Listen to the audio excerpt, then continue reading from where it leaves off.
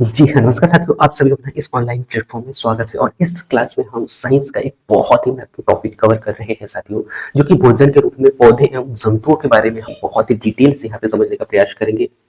और आप सभी को बता दूं साथियों कि ये पूरा क्लास एनसीईआरटी के नोट्स पर आधारित है, जो कि आपको आपके एग्जाम में बहुत हेल्प करने वाला है। सो यदि आपका सीटेट का एग्जाम हो या फिर एमपीटीईटी वर्ग 3 का एग्जाम हो या फिर एमपीटीईटी वर्ग 2 का एग्जाम हो या फिर आप कोई भी ऐसा एग्जाम देने वाले हो जहाँ पे साइंस के क्वेश्चन पूछे जाने वाले हैं, तो ये क्लास आप सभी के लिए बहुत ही महत्वपूर्ण है साथियों। इस क्लास को हम बहुत ही डिटेल से यहाँ पे देखेंगे, ठीक है। सो इस क्लास में शुरू से लास्ट तक बने रहे। सो हम यहाँ पे नजर डालते हैं साथियों भोजन के रूप में पौधे और जंतुओं को समझने का हम यहाँ पे प्रयास करते हैं। सो आप सभी को पता है साथियों कि कुछ पौधे ऐसे होते हैं जिनका हम दो या दो से अधिक जो है भागों को खाते हैं। जैसे यदि मैं यहाँ पे उदाहरण के तौर पे देखूं साथियों, तो सरसों का हम दो प्रकार से दो अलग अलग भागों को खाते हैं, ठीक है। कैसे?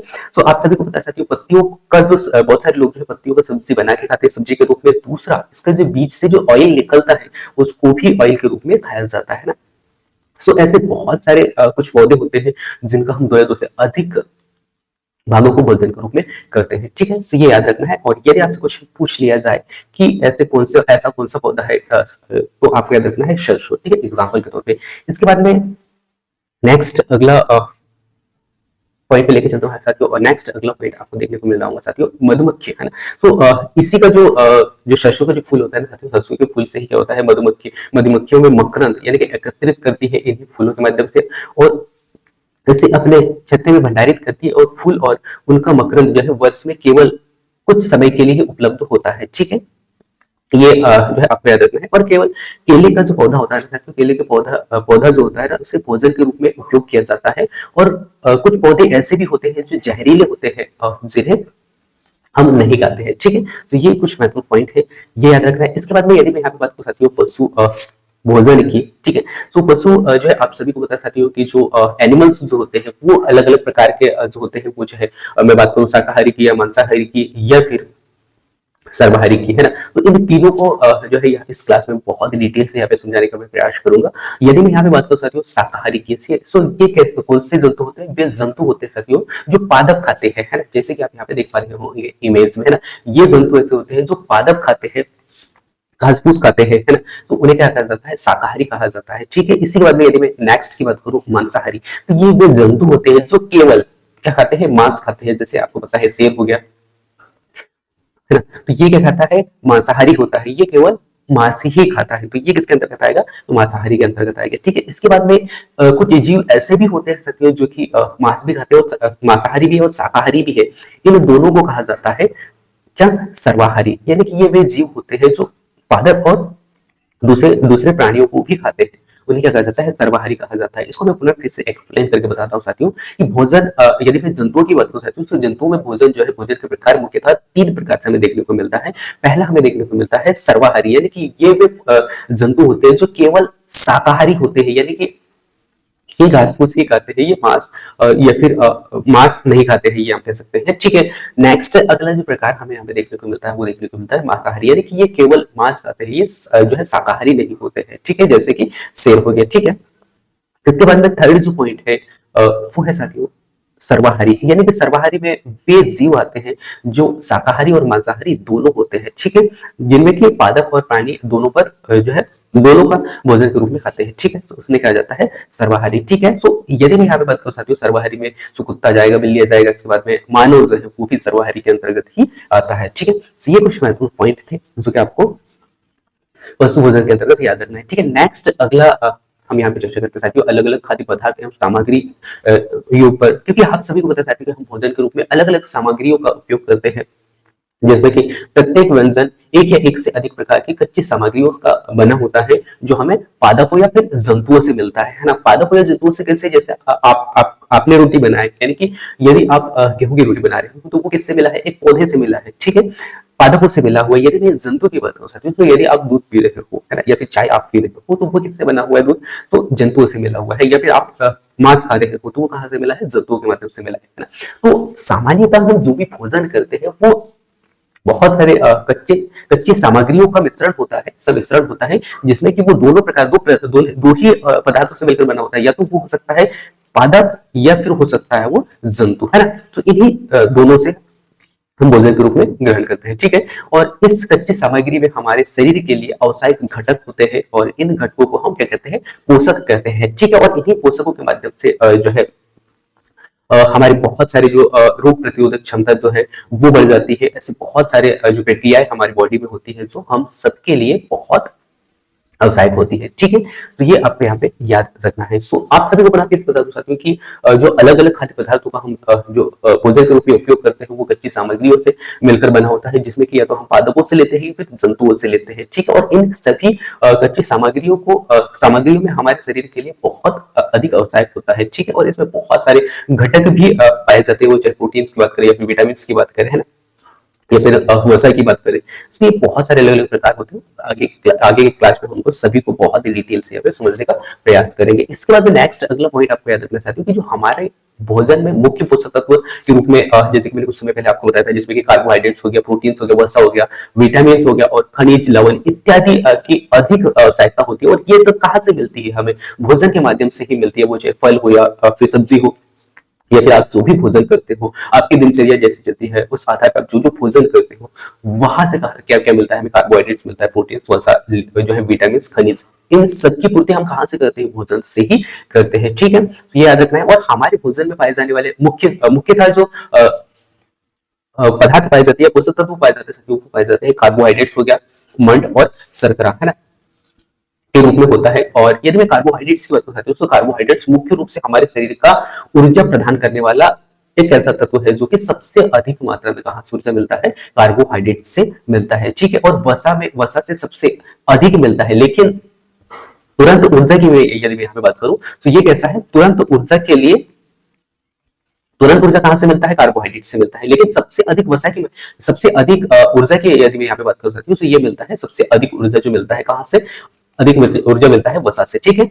ये आपको याद रखना है, ठीक है। इसके बाद में कॉपर या फिर सल्फेट की यदि मैं यहाँ पे बात कर सकती हूँ, कॉपर सल्फेट का जो विलयन होता है वो 100 मिलीलीटर जल 100 मिलीलीटर जल में 2 ग्राम कॉपर को घोलने से बना होता है। तो ये अपने यहाँ पे याद रखना है। क्या है यहाँ पे कि कॉपर का जो सल्फेट विलयन होता है तो वो 100 मिलियन जल यदि आप मिलाते हो तो उसमें 2 ग्राम कॉपर के घोल के बराबर होता है, ठीक है। इसके बाद में नेक्स्ट यदि मैं यहाँ पे चर्चा करूं, 100 मिलीलीटर जल में यदि आप 10 ग्राम कास्टिक सोडा यदि मिलाते हो तो हम उसे अभिष्ट कास्टिक सोडा विलयन कहते हैं, ठीक है। तो ये आपको याद रखना है। तो ये जितने भी पोषक तत्व जो हमें देखने को मिलते हैं या फिर हमारे बॉडी के लिए आवश्यक होते हैं वो हम जो है भोजन के माध्यम से ही हम ग्रहण करते हैं। वो चाहे भोजन आप जंतुओं के माध्यम से कर रहे हो या फिर पादपों के माध्यम से कर रहे हो, है ना।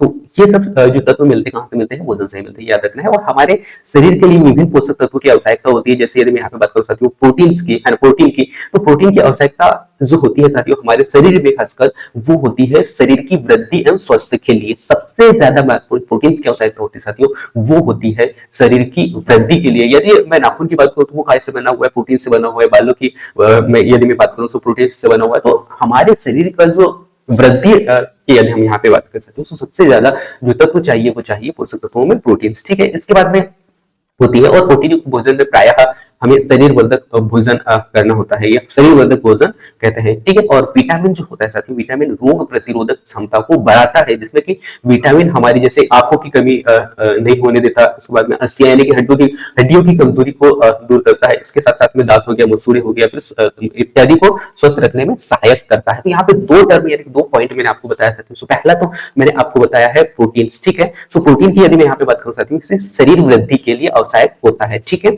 सो ये आपको यहाँ पे याद रखना है। इसके बाद में नेक्स्ट यदि मैं यहाँ पे बात कर सकते हूँ विटामिन की, है ना। सो विटामिन क्या होता है, विटामिन आपको याद रखना है। विटामिन की यदि मैं यहाँ पे बात कर सकती हूँ, सो विटामिन जो होता है स्वस्थ रोधक यानी कि शरीर को स्वस्थ रखने के लिए यानी रक्षा प्रतिरोधक क्षमता को बढ़ाने का कार्य करता है ना।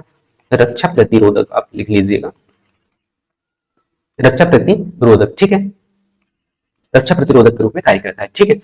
सो ये कुछ महत्वपूर्ण पॉइंट्स हैं साथियों। इसी के बाद में जो है विटामिन कई प्रकार के होते हैं, उनके प्रकारों को हम यहाँ पे देख लेते हैं साथियों, जिनमें कि अलग अलग नामों से जाने जाते हैं। और विटामिन को सामान्यतः दो कैटेगरी में बांटा जाता है। वो होता है साथियों एक जल में घुलनशील और एक वसा में घुलनशील, ठीक है। दोनों प्रकारों को हम यहाँ पे देखते हैं। सबसे पहले मैं विटामिन के नाम बता दूं साथियों। तो इसमें मुख्य रूप से विटामिन आपको देखने को मिलेगा vitamin A, vitamin B, vitamin C, vitamin D, vitamin E और विटामिन के, ठीक है। और उन विटामिनों के समूह को क्या किया जाता है, विटामिन बी कॉम्प्लेक्स। इसके बाद में जो विटामिन बी होता है साथियों, विटामिन बी के जो समूह होते हैं उनको क्या कहा जाता है, विटामिन बी कॉम्प्लेक्स कहा जाता है। ठीक है भाई, इसके बाद में हमारे शरीर को ऊर्जा जो है सभी प्रकार के विटामिन की अल्प मात्रा यानी कि अल्प मात्रा की आवश्यकता होती है, यानी कि अधिक भी नहीं होना चाहिए। ठीक है, तो यदि विटामिन की मात्रा यदि अधिक होती है तो भी हमारे बॉडी के लिए हानिकारक होती है। ठीक है, सो हमारे शरीर के लिए सभी प्रकार के विटामिन की अल्प मात्रा में आवश्यक होती है। ठीक है, यदि मैं यहाँ पे बात कर सकती हूँ विटामिन ए की, तो विटामिन ए जो होता है ना हमारे शरीर में जो है त्वचा एवं आंखों को स्वस्थ रखने में बहुत महत्वपूर्ण भूमिका निभाता है। इसके बाद में यदि मैं यहाँ पे बात कर सकता हूँ विटामिन सी की, तो विटामिन सी जो होता है बहुत सारे रोग प्रतिरोधक क्षमताओं को रोग प्रतिरोधक क्षमताओं से लड़ने में हमारी मदद करता है। तो पहला विटामिन ए आपको याद रखना है क्या, कि हमारी त्वचा तथा आंखों के लिए बहुत महत्वपूर्ण होता है। इसके बाद में नेक्स्ट विटामिन जो सी होता है, तो विटामिन सी से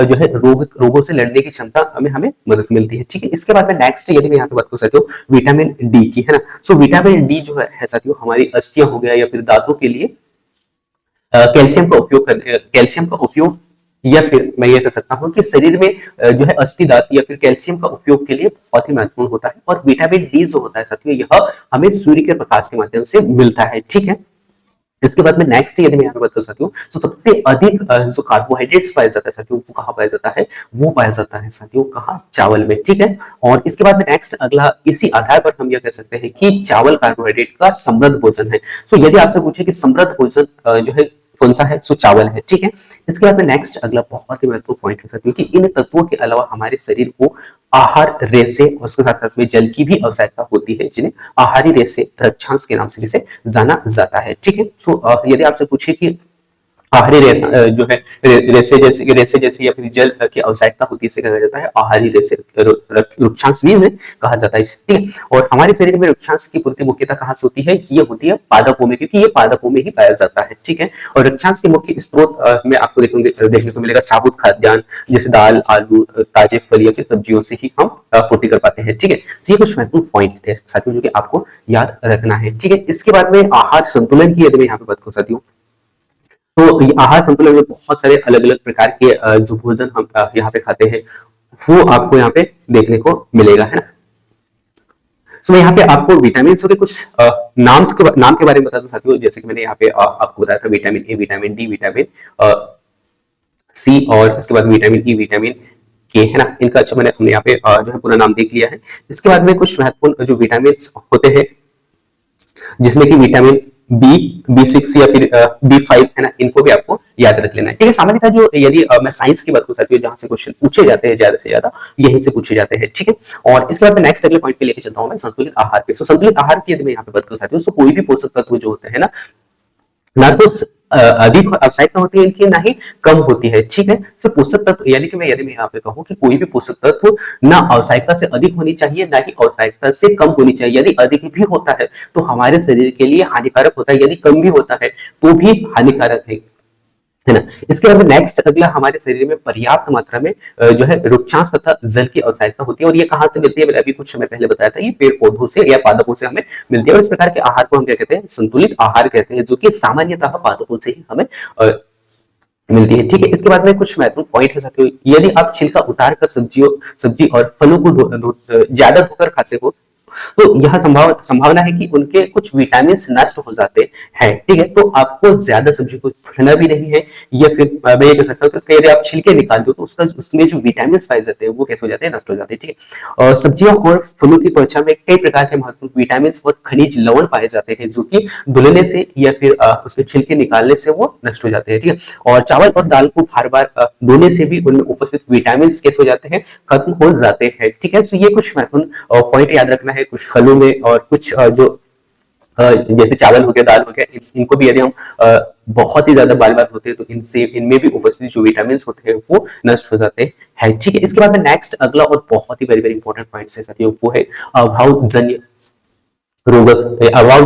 रोग। कभी कभी क्या होता है साथियों, कभी कभी भोजन में किसी विशेष तत्व की कमी हो जाती है, जिसके कारण बहुत सारे अलग अलग रोग हमें देखने को मिलता है, जिन्हें हम क्या कहते हैं, अभावजन्य रोग कहते हैं। और यह कभी तो यदि ये कमी लंबी अवधि तक रह जाए तो यह वह व्यक्ति के लिए अनेक अभाव यानी कि अनेक प्रकार के रोग उत्पन्न कर देगा, जिससे कि व्यक्ति रोगग्रस्त हो सकता है। ठीक है, तो रोगी या यदि मैं यहाँ पे ये कहूँ सकती हूँ कि व्यक्तियों में रोग उत्पन्न कैसे होता है, ठीक है, तो वो होता है पोषक तत्वों की कमी के कारण। सामान्यतः पोषक तत्वों की कमी के कारण ही हमें जो है रोग देखने को मिलते हैं, और वो उस कंडीशन में होता है यदि आपके शरीर में पोषक तत्वों की कमी काफी लंबे समय से कमी आ रही है, तो उस कंडीशन में ये हमें देखने को मिलता है। नेक्स्ट अगला और बहुत ही वेरी इंपॉर्टेंट पॉइंट है साथियों कि एक या एक से अधिक पोषक तत्वों का अभाव हमारे शरीर में रोग अथवा विकृति उत्पन्न भी कर सकते हैं। ये भी बहुत महत्वपूर्ण पॉइंट है। इसको मैं पुनः रिपीट करता हूं कि यदि एक या एक से अधिक पोषक तत्वों का अभाव यदि होता है उपस्थित, यानी कि आप पोषक तत्व नहीं खा पा रहे हो, तो हमारे शरीर में रोग अथवा विकृति भी उत्पन्न होती है। ठीक है, नेक्स्ट अगला कह सकते हो कि वे रोग जो लंबी अवधि तक पोषक तत्वों के कारण होते हैं उन्हें कैसे जाता है अभावजन्य कहा जाता है, जैसे कि मैंने यहाँ पे स्टार्ट में ही बताया था। ठीक है, इसके बाद में हम यहाँ पे देख लेते हैं साथियों पोषकों में सॉरी पादपों में पोषक। ठीक है, तो अभी तक हमने क्या देखा था जंतुओं में पोषण। ठीक है, इसके बाद में नेक्स्ट जो यहाँ पे हम देख रहे हैं साथियों वो देख रहे हैं पादपों में पोषण। ठीक है, सो यदि मैं यहाँ पे बात करूँ साथियों पादपों में, सो पादप सामान्यतः कहाँ से भोजन ग्रहण करते हैं? सो आप सभी को पता है साथियों कि जितने भी पौधे होते हैं ना वो कहाँ से ग्रहण करते हैं? वो करते हैं प्रकाश संश्लेषण के माध्यम से, है ना, यानी कि सूर्य के प्रकाश से ही अपना भोजन बनाते हैं। ठीक है, सो आप यहाँ पे देख पा रहे होंगे कि पोषण की वह विधि जिसमें जीव जो है अपना भोजन कैसे बनाता है, स्वयं बनाता है। ठीक है, स्वयं संश्लेषित करता है, जिसे हम क्या कहते हैं स्वपोषी कहते हैं। अब यहाँ पे भी दो टर्म आते हैं, जैसे कि मैंने स्टार्ट में ही कहा था कि यदि हमने यहाँ पे स्टार्ट में जो जंतु पढ़ा था, तो जंतु में दो प्रकार देखा था हमने, है ना, यानी कि तीन प्रकार हमें देखने को मिला था। एक सर्वाहारी यानी कि शाकाहारी, है ना, मांसाहारी, और एक सर्वाहारी। इसमें भी जो है पादपों में दो प्रकार से अलग अलग हमें देखने को मिलता है, एक स्वपोषी देखने को मिलता है और एक विषमपोषी देखने को मिलता है। ठीक है, सर्वाहारी शाकाहारी इसको भी दो अलग कैटेगरी में बांटा गया था। सबसे पहले एक था जो कि हमें भोजन कहाँ पादपों से मिल रहा था, सेकंड जो हमें मिल रहा था जंतुओं से। ठीक है, तो फर्स्ट हमने जंतु देख लिया, इसके बाद हम यहाँ पे नजर डाल रहे हैं पादपों में। ठीक है, सो पादपों में क्या होता है साथियों, पादपों में जो भोजन बनाने की जो प्रक्रिया होती है वो स्वपोषी होती है, क्योंकि ये पौधे जो होते हैं ना अपना भोजन स्वयं बनाते हैं। और किस माध्यम से? प्रकाश संश्लेषण के माध्यम से। सूर्य के प्रकाश से जो सूर्य से जो प्रकाश मिलता है उसके माध्यम से क्या बनाया जाता है, भोजन बनाते हैं। ठीक है, याद रखना है। और जंतु एवं अन्य जो पादप होते हैं साथियों वो भोजन जो है कहां से प्राप्त करते हैं, पादपों से प्राप्त करते हैं, इसलिए इन्हें कहा जाता है विषमपोषी। सो आपको स्वपोषी और विषमपोषी में कंफ्यूजन नहीं होना है। स्वपोषी स्व मतलब स्वयं खुद भोजन बनाते हैं, विषम मतलब दूसरों पर आश्रित होते हैं। ठीक है, तो ये याद रखना है, दूसरे पर आश्रित होने वाले जंतु या फिर कुछ जीव आते हैं। ठीक है, ये आपको याद रखना है। इसके बाद में पादपों में कुछ खाद्य संश्लेषण का प्रक्रम होता है, तो उनको हम यहाँ पे देख लेते हैं, जिसमें कि पत्तियां हो गया, पादप हो गया, या फिर खाद्य फैक्ट्री। पत्तियों को क्या कहा जाता है साथियों, पत्तियों को खाद्य फैक्ट्री भी कहा जाता है। ये बहुत महत्वपूर्ण पॉइंट है, यानी कि पत्तियों को पादपों की खाद्य फैक्ट्री कहा जाता है। ये पॉइंट बहुत इंपॉर्टेंट है साथियों, क्योंकि ऐसे ही पॉइंट आपसे एग्जाम में पूछे जाते हैं। नेक्स्ट अगला, जल एवं खनिज वाहिकाओं द्वारा पत्तियों तक पहुंचाया जाता है। जो जल जो होता है, जल एवं भोजन जो पहुंचाया जाता है, किसके माध्यम से पहुंचाया जाता है, तो वो वाहिकाओं के माध्यम से जो है पत्तियों तक पहुंचाया जाता है। ठीक है, और ये वाहिकाएं जो होती है ना नली के समान नहीं होती है, तथा ये जड़ तना पत्ती, जड़ हो गया, तना हो गया, पत्ती हो गया, या शाखाओं या फिर अन्य पत्तियों तक फैली हुई होती है, और इन्हीं के माध्यम से जल एवं खनिज जो है पहुंच पाता है। ठीक है, वो चाहे जड़ के माध्यम से हो या फिर हम कह सकते हैं तने के माध्यम से। ठीक है, तो ये कुछ महत्वपूर्ण पॉइंट है जो कि आपको याद रखना है। इसके बाद में नेक्स्ट यदि मैं पॉइंट की बात करूं तो पत्तियों में एक प्रकार का हरा वर्णक पाया जाता है, जिसे हम क्या कहते हैं क्लोरोफिल कहते हैं, और यही क्लोरोफिल के कारण वे अपना भोजन बना पाते हैं। ठीक है, और क्लोरोफिल में क्या होता है साथियों, क्लोरोफिल जो होता है ना सूर्य के प्रकाश यानी कि सौर प्रकाश की ऊर्जा को क्या कहते हैं, ये संग्रहण करके पत्तियों की सहायता करते, संग्रहण करने के लिए पत्तियों की सहायता करते हैं। ठीक है, और इस ऊर्जा का जो उपयोग होता है ना वो जल एवं कार्बोहाइड्रेट्स के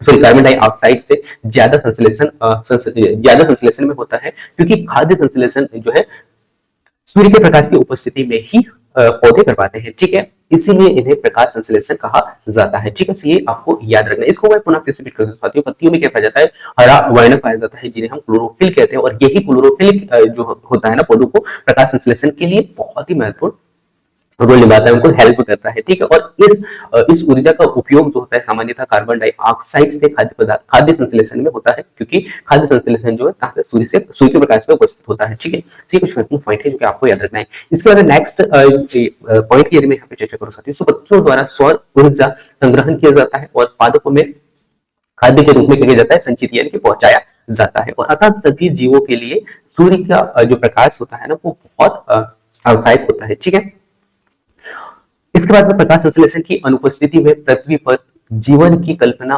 असंभव है, यानी कि जीना मुश्किल है। पेड़ पौधे तो नहीं रहेंगे, है ना, व्यक्ति का जीना भी मुश्किल है। ठीक है, तो ये कुछ महत्वपूर्ण पॉइंट है जो कि आपको याद रखना है कि प्रकाश संश्लेषण की अनुपस्थिति में पृथ्वी पर जीवन जो है, जीवन की कल्पना असंभव है, ये साइंस कहता है। ठीक है, यदि मैं यहाँ पे बात कर सकती हूँ सूर्य का प्रकाश की, यानी कि प्रकाश संश्लेषण की, तो ये कार्बन डाइऑक्साइड की उपस्थिति में, जिसमें कि जल और कार्बोहाइड्रेट्स की उपस्थिति में क्या बनाया जाता है, ऑक्सीजन, क्लोरोफिल यहाँ पे उपस्थित होता है और इस प्रकार से पौधे जो होते हैं ना अपना भोजन को बनाते हैं। ठीक है, तो ये याद रखना है जो कि मैंने अगले वाले पेज में यहाँ पे आप लोगों को बता दिया था। ठीक है, इसके बाद नेक्स्ट अगला जो पॉइंट आपको यहाँ पे देखने को मिल रहा है वो देखने को मिल रहा है ऑक्सीजन का निर्मुक्त होना, यानी कि इस प्रक्रम में क्या होता है, ये जो प्रकाश संश्लेषण वाली जो प्रक्रिया है इसमें क्या होता है, ऑक्सीजन का निर्मुक्त होता है, साथ ही साथ इसमें क्या होगा, कार्बोहाइड्रेट्स आता है, यानी कि पत्तियों में क्या पाया जाता है, मंड पाया जाता है। कार्बोहाइड्रेट्स पत्तियों में क्या पाया जाता है भाई, मंड पाया जाता है। ठीक है, तो ये भी बहुत वेरी वेरी इंपॉर्टेंट पॉइंट है साथियों। और पत्तियों में स्टार्च की उपस्थिति से प्रकाश संश्लेषण प्रक्रम का संपन्न होना दर्शाता है। ठीक है, और स्टार्च भी एक प्रकार का क्या है,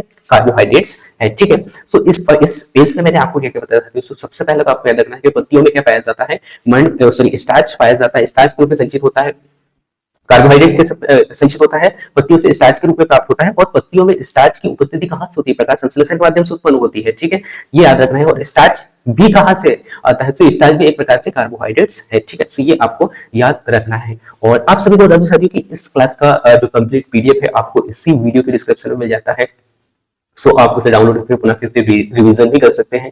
और ये पूरा क्लास जो है एनसीईआरटी पर आधारित है, जो कि आप सभी के लिए बहुत ही महत्वपूर्ण है साथियों। ठीक है, नेक्स्ट पॉइंट की यदि मैं यहाँ पे बात करूं साथियों, तो जल की जो बूंदे जो होती है ना, जल की बूंद पत्ती से जलवाष्प के रूप में निकलती है। ठीक है, जब आप देखते हो साथियों सुबह सुबह पौधे की जो पत्तियां होती है उससे जो जल निकलती है वो कहां कैसे निकलती है, वाष्पोत्सर्जन के कारण निकलती है। ठीक है, तो ये आपको याद रखना है। और इस प्रक्रिया को क्या कहते हैं, वाष्पोत्सर्जन कहते हैं, यानी कि जल जो है वाष्प के रूप में निकलती है, जिसे हम वाष्पोत्सर्जन कहते हैं। ठीक है, और सबसे ज्यादा जल की जो हानि होती है साथियों वो होती है कहां से, जल से। यहाँ पे यही कहा गया है कि वाष्पोत्सर्जन के जरिए ही पौधे बड़ी मात्रा में जल को कहां पहुंचाते हैं, वायु में छोड़ते हैं। ठीक है, तो ये आपको याद रखना है। नेक्स्ट अगला जो पॉइंट है साथियों वो है क्या, कि पत्तियों द्वारा जल का उपयोग क्या किया जाता है, पत्तियों के द्वारा ही जल का उपयोग किया जाता है, जो कि उपयोग जो होता है अपने भोजन बनाने के लिए करती है। और पत्तियों में क्या होता है, जल की कुछ मात्रा, यानी कि जल की मात्रा में कमी अगर होती है तो वो वाष्पोत्सर्जन के द्वारा होती है। और पत्तियों में मंड एवं स्टार्च पाए जाते हैं, जो कि मैंने आपको बता दिया था। इसके बाद में नेक्स्ट अगला पॉइंट है सर,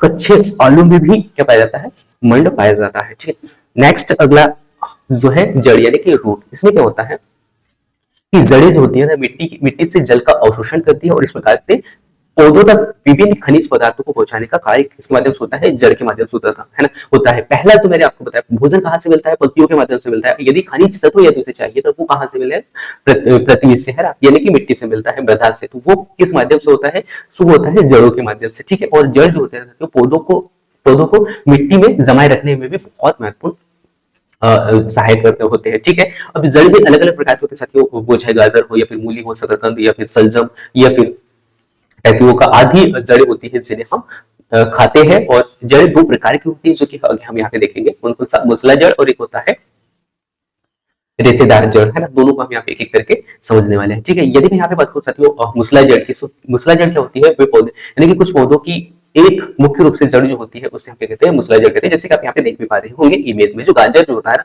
वो कैसे होता है, एक जड़ होता है, यानी कि एक मूसला जड़ होता है जिसमें कि उसका जो मेन पार्ट होता है वो एक होता है। ठीक है, और इस पौधे की यदि मैं यहाँ पे बात कर सकती हूँ, यह पौधा जो है अधिक गहराई तक जाती है। ठीक है, तो ये आपको यहाँ पे याद रखना है। और इस पौधे में ये जो जड़ जो होता है, मेन जड़ होता है, मेन जड़ से कई अन्य जड़ें भी निकलती है। ठीक है, जिन्हें हम मूसला जड़ कहते हैं। ठीक है, और ये आप देख ही पा रहे होंगे जो गाजर का जो जड़ है, ये जो मेन जड़ है, मेन जड़ से बहुत सारी अनेक अलग छोटी छोटी जड़ें आप निकलते हुए देख पा रहे होंगे। तो ये इस प्रकार से आपको देखने को मिलता है। ठीक है, इन्हें हम क्या कहते हैं, मूसला जड़ कहते हैं। ठीक है, यदि मैं यहाँ पे बात करूँ साथियों रेशेदार जड़ों की, तो रेशेदार जड़ क्या कहलाते हैं, ये इस प्रकार से होते हैं जिनके आधार पर, यानी कि इस प्रकार की जड़ी जो होती है ना, कहां से निकलती है, तने से निकलती है। जैसे आप यहाँ पे देख पा रहे होंगे कहां से निकल रही है, वो तने से निकलती है ना, तने से निकली हुई दिखाई हमें देती है। ठीक है, और इस प्रकार की जड़ी जो होती है जमीन में अधिक गहराई तक नहीं होती है। जबकि हमने यहाँ पे देखा था जो मूसला जड़ जो होता था ना, ये अधिक जमीन तक गहराई तक हमें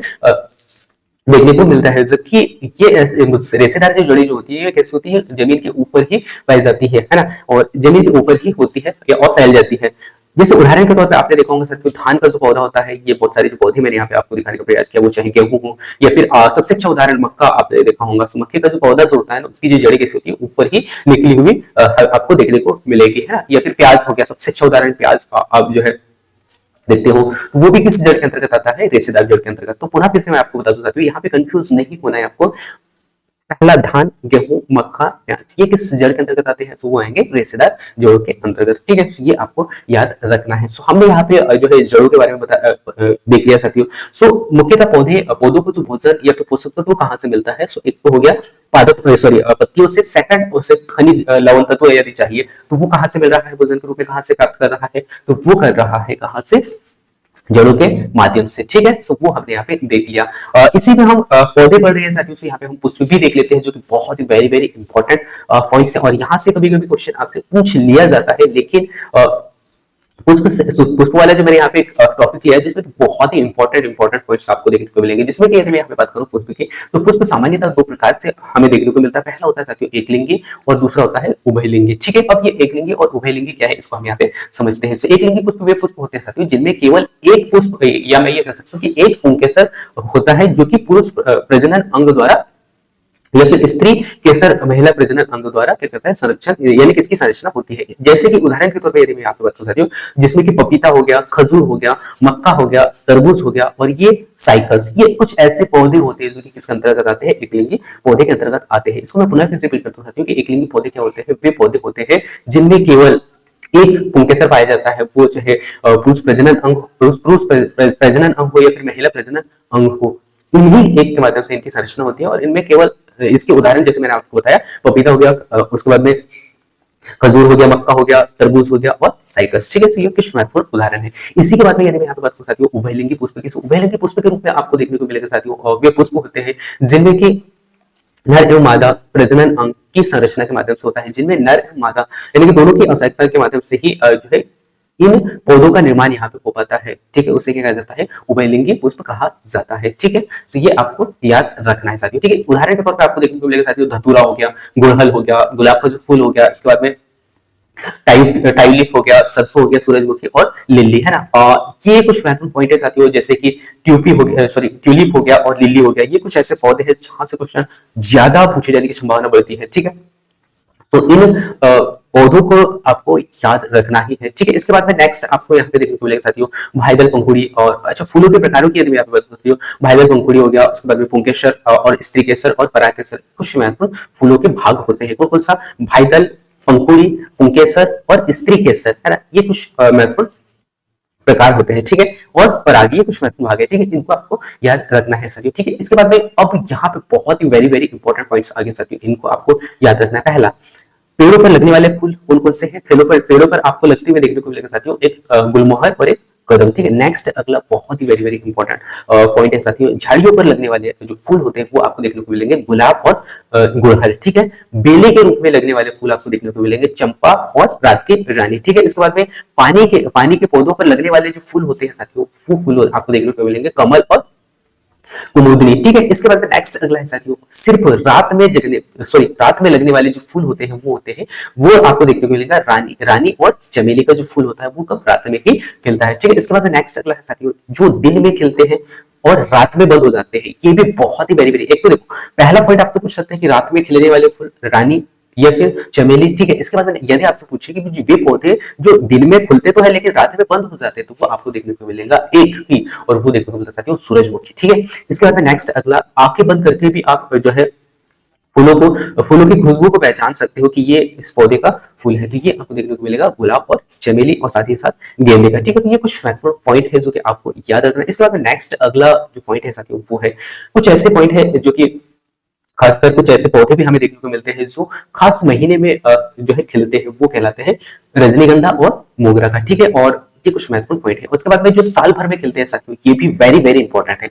कुछ महीनों में खिलते हैं रजनीगंधा और मोगरा का, उसके बाद में जो साल भर में खिलते हैं, ठीक है, एक साल में खिलते हैं, तो वो आपको देखने को मिलेगा गुलाब का, सॉरी साल भर खिलते हैं, यानी इनका कोई टाइम नहीं होता, वो चाहे गुड़हल हो या फिर गुलाब हो। ठीक है, ये साल भर खिलते हैं। इसके बाद में नेक्स्ट अगला बहुत ही वेरी वेरी इंपॉर्टेंट पॉइंट है साथियों, कि ऐसे पौधे भी होते हैं जो कि आपको देखने को मिलेगा कुछ ऐसे पौधे होते हैं, इनमें क्या होता है कि फूल कभी नहीं आते हैं, तो वो आपको देखने को मिलेगा साथियों कौन सा, मनी प्लांट, क्योंकि ये एक ऐसा पौधा है साथियों जिसमें कि फूल कभी नहीं आते हैं। ठीक है, नेक्स्ट अगला, दवाइयों के रूप में इस्तेमाल किए जाने वाले फूल आपको देखने को मिलेगा गुलाब और गुड़हल। ठीक है, और जिन पौधों से हमें रंग बनाते हैं वो आपको देखने को मिलेगा गुलदावरी और जिनिया और गेंदा, कुछ ये जो पुष्प होते हैं जिनसे हम कलर भी बनाते हैं। ठीक है, तो ये आपको यहाँ पे याद रखना है सर।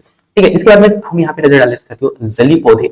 अब जली पौधे कौन कौन से आपको देखने को मिलते हैं, उन पे हमें नजर डालते सकते हो। जली पौधे में पौधे होते हैं जिनमें तना, इनका तना कैसा होता है, लंबा होता है, और तने कैसे होते हैं, खोखले खोखले हल्का होता है। ठीक है, और ऐसे तने होने के कारण क्या होता है, पौधे पानी में आसानी से तैर पाते हैं। ठीक है, तो इनका जो लक्षण क्या होता है, इनमें एक तो तना लंबा होता है, दूसरा वे खोखले होते हैं और हल्के होते हैं। कारण यही है कि वे पानी में आसानी से तैर पाते हैं। नेक्स्ट अगला क्या है कि जली पौधे में पौधे, और ये पौधे कैसे होते हैं, जली पौधे होते हैं जो जड़ों का जो आकार होता है ना, जड़ों के आकार में बहुत छोटी होती है। इनकी जड़ के आकार कैसे होती है, छोटी होती है, और इनका मुख्य कार्य होता है तटीय में यानी कि तलहटी में क्या करना है, जमाई रखना है। ठीक है, जैसे कि कमल का पौधा आपने देखा होगा। इसके बाद में जो है जलकुंभी हो गया, कुछ ऐसे पौधे होते हैं जो कि जली पौधे होते हैं। ठीक है, तो ये आपको याद रखना है। ठीक है, जली पौधों में खासकर लक्षण इनके क्या होते हैं साथियों, और इनका जो तना होता है लंबा होता है, और तने कैसे खोखले होते हैं और हल्के होते हैं। ठीक है, इसलिए वे आसानी से तैर पाते हैं। ठीक है, ये कुछ महत्वपूर्ण पॉइंट है जो कि आपको याद रखना है। और जली पौधे की जड़ें जो होती है ना, आकार में कैसे होती है, छोटी होती है, ये भी आपसे पूछा जा सकता है। ठीक है, यदि आप सीटेट का एग्जाम देने वाले हो तो ऐसे पॉइंटों को आपको बहुत ही अच्छा से जो है नोट करके रखना चाहिए, क्योंकि सीटेट ऐसे ही पॉइंटों से क्वेश्चन ज्यादा से ज्यादा बनाता है। ठीक है, सो ये आपको यहाँ पे याद रखना है। इसके बाद में नेक्स्ट हम यहाँ पे नजर डाल लेते हैं साथियों, उष्णकटिबंधीय वन, या फिर मैं ये कह सकता हूँ उष्णकटिबंधीय वर्षा वाला वन। इसमें अलग अलग पौधे का के रूप में हमें देखने को मिलते हैं साथियों, जिसमें उष्णकटिबंधीय वन वर्षा क्या कहलाता है, सॉरी वर्षा वाला वन ऐसे वन होते हैं जिनमें ये अधिक वो क्षेत्र में पाए जाते हैं साथियों जहां पे वर्षा होती है, यानी कि जहां पे अधिक वर्षा होती है उसे हम क्या कहते हैं, उष्णकटिबंधीय वन कहते हैं। ठीक है, सो ये जो है भारत में जो है उष्णकटिबंधीय वर्षा वन जो है पूर्वी हिमालय में आपको देखने को मिलेगा। उसके बाद में पूर्वोत्तर राज्य जैसे कि असम हो गया, अरुणाचल प्रदेश और नागालैंड, मेघालय, मणिपुर, मिजोरम और त्रिपुरा, ये कुछ स्टेट है जहां पे जो है बहुत अधिक मात्रा में उष्णकटिबंधीय वर्षा वन पाया जाता है। ठीक है, सो ये आपको यहाँ पे याद रखना है। उष्णकटिबंधीय वर्षा वन में जैव विविधता की अधिकता होती है। ठीक है, तो उष्णकटिबंधीय जो वर्षा वाला जो वन होता है उसमें ये उस क्षेत्र में पाया जाता है जहां पे पानी की मात्रा यानी कि वर्षा की मात्रा अधिक होती है। और ये कुछ महत्वपूर्ण जो जगह है वो मैंने आपको यहाँ पे बता दिया है। ठीक है, इसके बाद में नेक्स्ट अगला और बहुत ही वेरी वेरी इंपॉर्टेंट पॉइंट है साथियों, पादपों में पोषण की अन्य विधियां कौन कौन सी है। ठीक है, सो पादप में पोषण की विधि के रूप में आपको देखने को मिलेगा साथियों, जैसे मनुष्य की यदि मैं बात करता हूँ, मनुष्य एवं अन्य प्राणियों की तरह ये पादप भी अपना पोषण के लिए क्या करते हैं, अन्य पादपों के द्वारा निर्मित या फिर अन्य पादपों पर निर्भर रहते हैं। हमने जितने भी पादप हमने अभी तक पढ़ा वो कैसे अपना भोजन स्वयं बनाते थे, लेकिन कुछ ऐसे पौधे भी होते हैं जो अपना भोजन स्वयं नहीं बना पाते हैं, तो वो पौधे कैसे भोजन ग्रहण करेंगे, वो दूसरे पौधे के माध्यम से भोजन ग्रहण करते हैं। ठीक है, जैसे जिस प्रकार से मनुष्य जो है अन्य प्राणियों पे, वो चाहे पादप हो या फिर जंतु हो, उन पर निर्भर रहता है, इसी प्रकार से कुछ पौधे भी होते हैं, पादप भी होते हैं जो दूसरे पौधों पर निर्भर रहते हैं। ठीक है, उन्हें हम क्या कहते हैं, विषम पोषी प्रणाली के अंतर्गत रखते हैं। ठीक है, अब वो पौधे कौन कौन से हैं वो आपको देखने को मिलेगा। जैसे आप देख पा रहे होंगे साथियों, अमरबेल का जो पौधा होता है ना, ये अपना भोजन स्वयं नहीं बनाता है, ये जिस पौधे के ऊपर में होता है उस पौधे से क्या करता है, भोजन ग्रहण करता है। क्यों? क्योंकि इनमें क्लोरोफिल की उपस्थिति नहीं होती है, यही कारण है कि अपना भोजन प्रकाश संश्लेषण की उपस्थिति में नहीं बना पाता है। ठीक है, और ये अपना भोजन उस पादप से ग्रहण करता है जिस पर ये आरोपित होता है, यानी कि जिस पर वो जो उस पौधे पर उपस्थित होता है। ठीक है, और जिस पर ये आरोपित होता है उन्हें हम क्या कहते हैं, परपोषी कहते हैं। अब यहाँ पे दो आपको पॉइंट देखने को मिलेगा साथियों, एक आपको देखने को मिलेगा परपोषी और एक आपको देखने को मिलेगा, कुछ समय पहले मैंने आपको बताया था स्वपोषी। ठीक है, स्वपोषी कौन सा हो गया, तो यहाँ पे आपको देखने को मिलेगा जिसमें आरोपित है, ये आरोपित है, जिस पर आरोपित है, यानी कि ये जो पहले जो पौधा है ये क्या कहलाएगा, परपोषी कहलाएगा। ठीक है, परपोषी कहलाएगा। लेकिन मैंने यहाँ पे क्या कहा चाहती हूँ, विषम पोषी, विषम मतलब दूसरों पर, है ना, पर मतलब जिस पौधे को ये भोजन दे रहा है उसे हम क्या कहेंगे, परपोषी कहेंगे। क्योंकि यहाँ पे बहुत सारे लोग कंफ्यूज होते हैं, इसीलिए मैं इसको क्लियर करके आपको बता रहा हूँ साथियों कि ये जो अमरबेल का जो पौधा है वो कैसा है, तो वो आपको देखने को मिलेगा विषम पोषी। ठीक है, क्या है, विषम पोषी। मैं यहाँ पे लिख भी देता हूँ, है ना, विषम पोषी। ठीक है, और इसके बाद में यदि मैं यहाँ पे बात करूँ साथियों, जो जिस पौधे पर वो आरोपित है वो पौधा क्या कहलाता है, वो पौधा कहलाएगा विषमपोषी है ना, और वो पौधा कहलाएगा परपोषी। ठीक है, तो ये दोनों आपको याद रखना है। ये अमीरबेल का जो पौधा है स्वपोषी कहलाएगा, और अमीरबेल का जो पौधा जिस पौधे के ऊपर में है वो परपोषी कहलाएगा। ठीक है, तो ये आपको यहाँ पे याद रखना है। इसके बाद में नेक्स्ट अगला पॉइंट है साथियों कि अमीरबेल जो होता है ना, अमीरबेल जैसे जैसे परपोषी को अमूल्य पोषक तत्व से वंचित करता है, अर्थात इन्हें हम क्या कहते हैं, परजीवी कहते हैं। ठीक है, सो यहाँ पे हमने 3 पॉइंट देखा साथियों। पहला परपोषी और विषमपोषी। विषमपोषी भी होता है जो अपना भोजन स्वयं नहीं बनाता है, तो वो दूसरों पर आश्रित होता है। वो जिस पर आश्रित होता है उन्हें हम परपोषी कहते हैं। ठीक है, इसके बाद में अमरबेल जो है जैसे जैसे परपोषी इससे जो भोजन ग्रहण करेगा वो है ना, इससे पोषक तत्व लेगा है ना, या फिर पोषक तत्वों से उससे वंचित करेगा। ठीक है, यानी कि उनको क्या ढक के रखेगा, जिससे कि वो प्रकाश संश्लेषण के माध्यम से भोजन जो है पूर्ण रूप से ग्रहण नहीं कर पाएगा। तो उस कंडीशन में हम उस पौधे को हम क्या कहेंगे, उस कंडीशन में उस पौधे को कहेंगे परजीवी। ठीक है, क्या करेंगे, परजीवी। ठीक है, यानी कि परजीवी की तरह उस पर क्या कर रहा है, भोजन, यानी कि उसने जो भोजन ग्रहण किया उसको एक तो जो है वो ले रहा है, और उस पर आश्रित होने के कारण वो पूर्ण रूप से भोजन भी नहीं बना पा रहा है। ठीक है, तो ये कुछ महत्वपूर्ण पॉइंट है। तो आपको याद रखना है परजीवी क्या है, परपोषी क्या है और विषमपोषी क्या है। ये तीनों पॉइंट को मैंने बहुत ही अच्छा से यहाँ पे बता दिया है। इसके बाद में नेक्स्ट अगला पॉइंट है साथियों कि कुछ ऐसे पादप भी होते हैं जो कि कीटों पर जो है कीटों को पकड़कर भोजन को ग्रहण करते हैं। हमने 2 प्रकार से पौधे देखा भी, एक तो प्रकाश संश्लेषण के माध्यम से भोजन ग्रहण कर रहे थे, सेकंड जो हम यहाँ पे हमने देखा क्या कि दूसरे पौधों के माध्यम से वो पौधे भोजन कर रहे थे, जैसे कि अमरबेल का एक बहुत अच्छा उदाहरण हमने यहाँ पे देखा। अब यहाँ पे कुछ ऐसे पौधे भी यहाँ पे देखने को मिलेंगे जो कि न तो प्रकाश संश्लेषण के माध्यम से जो है भोजन ग्रहण करते हैं और न ही दूसरे पौधों के माध्यम से ग्रहण करते हैं, बल्कि वो जो है कीटों को पकड़कर खाते हैं। ठीक है, नेक्स्ट देखते हैं साथियों हम व्रतजीवी। व्रतजीवी में जो है रुई के धागे के समान की संरचना हमें देखने को मिल सकती है, और यह जीव कवक एवं फंजाई कहलाते हैं, और इनकी पोषण प्रणाली अथवा पोषण विधि जो होती है साथियों विभिन्न प्रकार की होती है।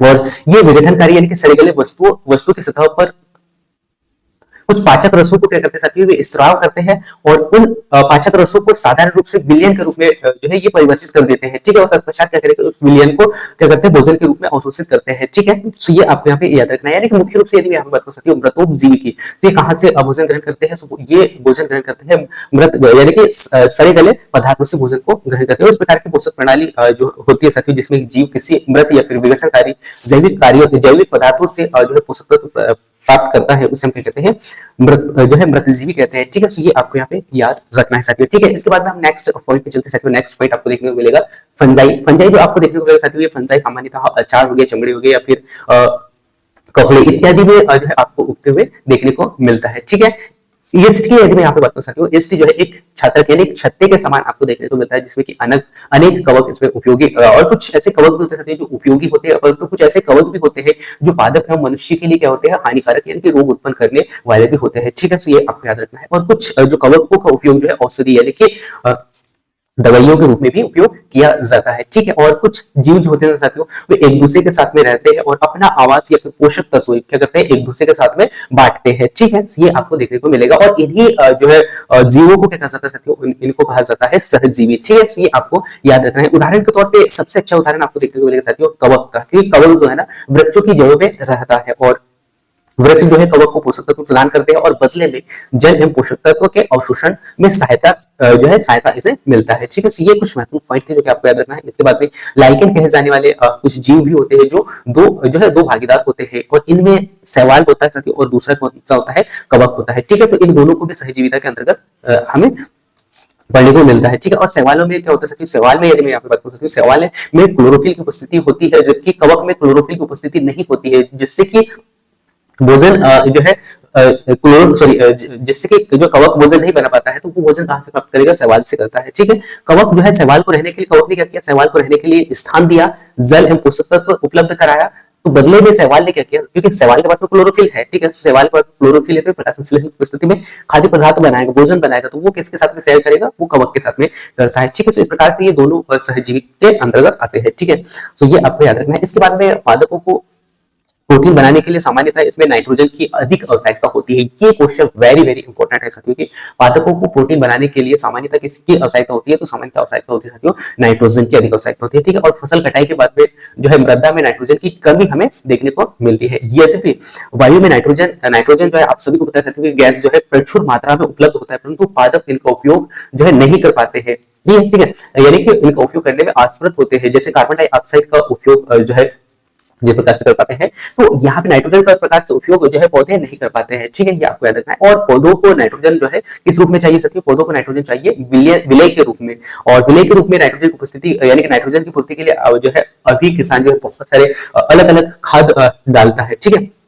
और यदि मैं यहाँ पे बात करूँ साथियों राइजोबियम की, है ना, तो ये क्या करते हैं, कुछ ऐसे जीव होते हैं जो कि पौधों को क्या करते हैं, नाइट्रोजन यानी कि भूमि से जो है मिट्टी में उपस्थित होकर या इनके जड़ में उपस्थित होकर क्या जो है क्या करते हैं, नाइट्रोजन पहुंचाते हैं या नाइट्रोजन प्रदान करते हैं उन्हें उन्हें वो जीव कहलाते हैं, क्या कहलाते हैं, राइजोबियम जीव कहलाते हैं, ठीक है। ये भी आपको याद रखना है, ठीक है।